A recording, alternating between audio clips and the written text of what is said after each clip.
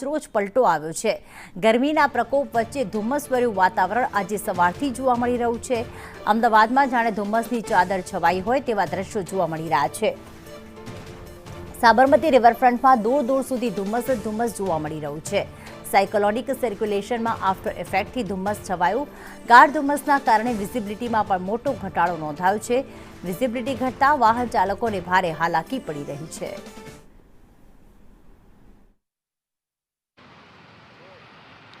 અમદાવાદના વાતાવરણમાં જાણે કે પલટો સર્જાવાનો હોય તે પ્રકારની સ્થિતિ સર્જાઈ છે, કારણ કે વહેલી સવારથી જ અમદાવાદમાં ગાઢ ધુમ્મસ છે કે જે છવાયેલું જોવા મળી રહ્યું છે। આ જે રીતે વરસાદી સિસ્ટમ ગુજરાત રાજ્ય પર સક્રિય થઈ હતી અને ત્યારબાદ જે વાદળોનું પ્રમાણ હતું તે ખૂબ જ વધી ગયું હતું, ત્યારે આ જે ધુમ્મસનું પ્રમાણ છે તે અત્યારે હાલ સતત વધતું જોવા મળી રહ્યું છે। જોઈ શકાય છે કે આ જે ધુમ્મસની આખી ચાદર છે તે અમદાવાદમાં જે રીતે છવાઈ ગઈ હોય તેવા દ્રશ્યો છે। દૂર સુધી તો આગળની જે બિલ્ડિંગો છે તે પણ નથી જોવા મળતી, એટલું ધુમ્મસ છે કે જે અહીંયા છવાયેલું જોવા મળી રહ્યું છે।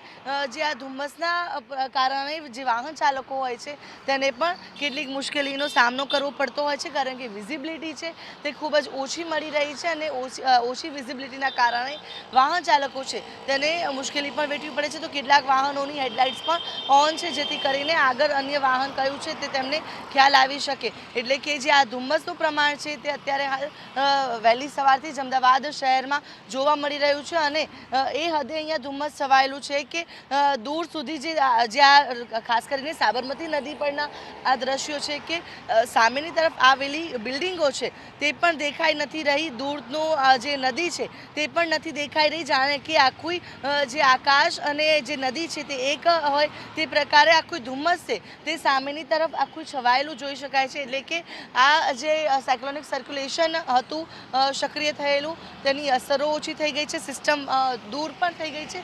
જો કે જે આફ્ટર ઇફેક્ટના ભાગરૂપે અત્યારે હાલ ધુમ્મસ છે તે અમદાવાદ શહેરમાં છવાયેલું જોવા મળી રહ્યું છે, જેના કારણે વિઝિબિલિટી પણ ખૂબ જ ઓછી મળી રહી છે। કેમેરા પર્સન મનીષ વાણિયા સાથે આયુષી યાજ્ઞિક, સંદેશ ન્યૂઝ, અમદાવાદ।